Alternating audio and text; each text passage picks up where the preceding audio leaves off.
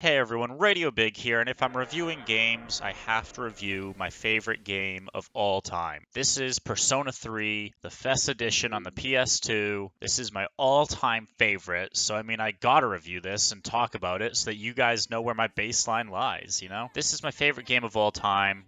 I have to talk about it. If I'm gonna review games, we gotta review the best so you can at least kind of see what I think a good game looks like. First thing you notice when you pop into this game, the music is fantastic. This game mixes like rap with pop, which is a really cool style. When I was maybe 12 years old first playing this game, listening to this mix of pop and rap was really cool to me because I was like 12 years old. I'd never listened to rap. It wasn't really my style. But they just make it really good. Like the music here is just really fantastic. Listen to this. This music is absolutely stellar throughout the entire game. There's just so many tracks that I wish I could dish on forever. Honestly, look up an OST for this game after this video. Listen to some of the tracks. They're fantastic stuff. I absolutely adore the music in this game. It's just stellar, honestly. It's fantastic. It's totally out there, too. It's a little more artistic than you normally think of for a game. So I love that. I love that idea to it. It's super cool. Definitely listen to the music in your free time. I know I do. I listen to it when I'm at the gym or just walking around. I always have Persona 3 music playing. I love this stuff. So this is totally just a review. I'm not going to go over in-depth gameplay or anything about that. I'm just kind of explain why I like the key components of this game and why I think they are done extremely well, and the bits that are bad, why they're negligible compared to the overall enjoyment of the game. So the first thing I want to look at is this time management system that you use in Persona. Basically, there's the daytime, the evening, and then nighttime. So you have three actions to take. You can increase the relationships you have with the people around you and create new relationships with other people. This goes into the battle side of the game, where this will affect the strength of the characters you use in that battle, as well as give you new options for creating new monsters or personas as they're known in this game. But what you could also do, instead of increasing your relationship stats with that time slot, you can use it to increase your personal stats, like say your charisma or your intelligence. It takes time and you have to grind it out. And these things come up throughout the game. Like even at the start of the game, you'll go up to a door and it'll be like, oh, you can't actually open this door because you need your intelligence to be average and you're an idiot. So what that unlocks is maybe another social link in order to talk to this other person that maybe hangs out behind that door. So then you can craft their social personas and all that. It's really cool. It's your standard stuff for JRPGs. So really not a lot new there, but the thing is, this game is like 15 years old. So the things that we think nowadays are just totally standard. For the West, this was probably the first game that really had this relationship system that came over to us from Japan. So for us, it was a really new and interesting experience. So it really broke a lot of ground and kind of showed, hey, JRPGs can actually work here in North America, and they can actually use a lot of the standard JRPG styles, and they will transfer really well to North American sales. So what that did was really change the face of the video game world around here in North America, because we started to get more and more Japanese imports because of the success of games like this and Shin Megami Tensei. So with having to go place to place in order to talk to these people comes the traveling. How does it feel to actually travel around this town? Well, it's amazing because the thing is, the music gives this game life. Every little area that you go has its own theme song. And because I've said I love this music to death, I've hung out in certain places for 10 minutes on end, even as a kid, because before I had access to YouTube and all that, I would just sit in town Thank you, sir. and just chill out listening to this music because I just love the themes. My absolute favorite is the Polonia Mall when you're inside a shop, this slow, chill little jazz theme. I love this song right here. It's just, it's absolutely fantastic. Now your controls for moving around are standard PS2 stuff. It's, nothing really to write home about, nothing new, groundbreaking there. You basically just have a map, little hub areas. From those hub areas, you go one to another via the map. It's standard stuff. You walk around and talk to people. JRPG things, totally normal stuff there. Nothing really groundbreaking even in the era that this came out. But then, of course, now for the JRPG, you have to talk about both the daytime and the combat time. Because how this game works is every time at midnight, there is a place you can go to grind. And the thing about that is, it eats up both your evening and your nighttime slot. So you're actually committing 2/3 of the day in order just to say, I want to go fight monsters and increase my level. So you have to basically commit your evening to doing your grinding or battling to go through this tower in order to increase your stats or get new areas and stuff like this. So this becomes, when do I want to grind? Do I want to instead focus on getting stats from other people and then grind later?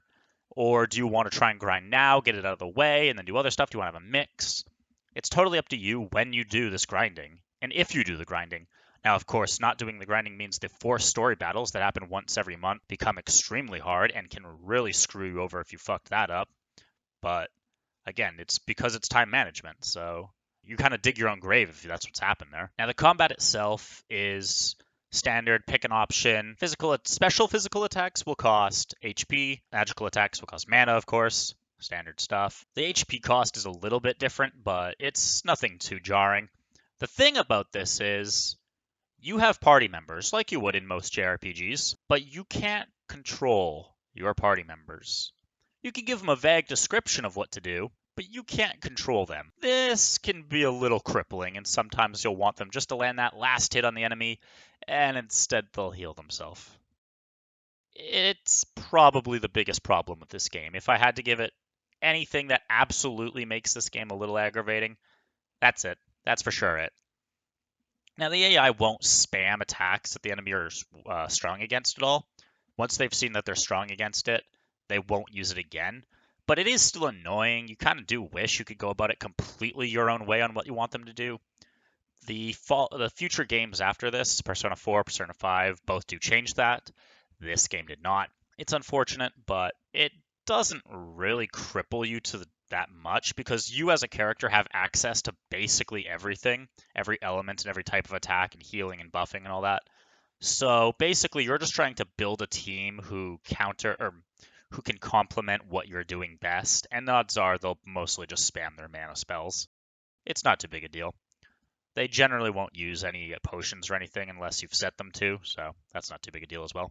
So the combat itself, every enemy has a weakness. Now, of course, these weaknesses are hard to remember because, you can analyze the enemies, of course, but, if you just look at an enemy, you will have no idea what if this is weak to because a lot of the enemies are blobs with faces. So is this blob with the red face, was he weak to this? It's not always color coordinated. A lot of times you're basically just shooting shots in the dark and hoping that they're strong against them. Not too big a deal, but also, again, it's, The thing is, the AI follow the same rule as the players in a lot of the senses. So you can miss your attacks. Of course you can when you're dodging. But when you miss, there's also like a critical miss where you fall down. That really sucks when it happens. But it happens to the AI too. Bosses as well is the thing. Or side bosses even.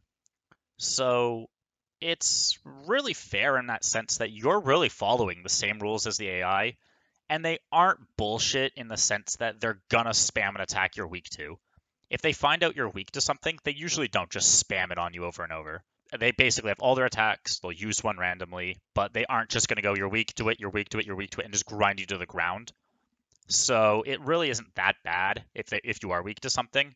You don't feel like it's the end of the world and you're totally screwed. Where you do feel you're totally screwed is where the main character comes in. He is the only one who cannot die. Every other character is revival beads. You can revive characters as you would in any other RPG, but not the main character.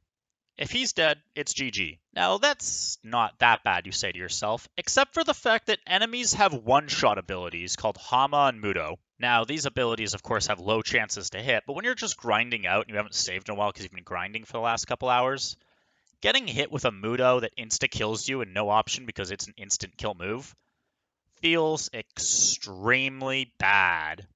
Now, they also have Mahama and Mamudo, which means they hit everyone in your party, which means that you don't even have to have the bad luck of them both targeting you and hitting you. They just have to land it on you. That feels like shit. When it happens, you feel annoyed. The thing is, most personas in the game will have an immunity to at least one of those two, so you're protected from 50% of the time. But it is still a pain in the ass. I will give the game that. It can be really annoying. Now, how difficult is this game, per se? On a normal scale, this game, I'd say, is pretty hard. I mean, most games when you walk through the starting dungeon and you get to your first little side boss, oh, they're probably weak to my main first element, duh. No, not this one. Your starting element is fire. Your fire attacks will heal the enemy. So they really kind of go out of the gate like, nah, this is an actual fight. Have fun with it. You got to actually try and win. You can't just walk through this like it's a breeze. Even normal enemies at the start will beat the shit out of you.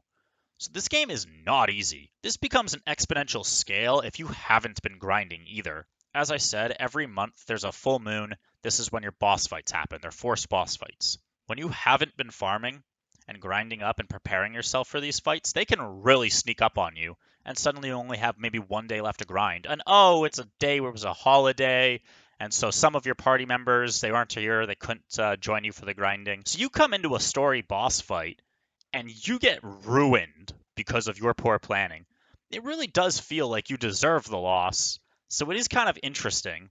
I really love that personally, and it adds a lot of thinking to the game of, oh boy, there's a real boss fight coming up, but I really want to get this last little thing for the stats so I can get this new persona. It can really become a balancing act between juggling stats of your characters outside battle versus stats of characters inside battle. So it's really fun like that. And honestly, I think that this difficulty of the game is fairly high, but it's not impossible at any means. I mean, it's a JRPG, but you can win. I don't think this game has more grinding than most RPGs. In fact, I think it has a lot less. It's very daunting knowing that the Tartarus that you go to does have about 150 floors, but really, you go through them pretty quickly. You can spend a lot of your time just finding the stairs and avoiding fights a lot of the time, and then just kind of fighting things a couple floors before where you are strong enough, and then just carry on. I think this game is tough but fair. It's the perfect level of difficulty, in my opinion. Now, if you're new to JRPGs and you've never played a JRPG before, this game is definitely one you should at least check out. Now, it's dated. It's PS2 graphics. You'll probably pull it up on an emulator. I'm not saying you should or you shouldn't, but you'll probably do that, if you're going to play this game. I think you'll probably enjoy yourself, though. That's the thing. I mean, even as a kid, I loved it, but I come back to it as an adult, and I still just find myself adoring this game. I can't get enough of the characters, the music, the gameplay, the story. Everything about this game still holds me, even as an adult, even with all the, thousands of games and thousands of other RPGs I've played that have explored new elements. This game just still really brings me back to this is a fantastic RPG, and I definitely think that everyone should try it. If you love JRPGs and you've not played Persona 3, definitely play this game. It's definitely going to be worth your time. It's the best JRPG in my opinion. It's the best game though in my opinion, so that goes without saying. But nonetheless, I definitely think that even if my opinion means very little, that little bit should be enough to let you try and play this game because it's totally worth it and you'll definitely have a good time. That's all I really have to say about this. I'm Radio Big, and I'm over and out.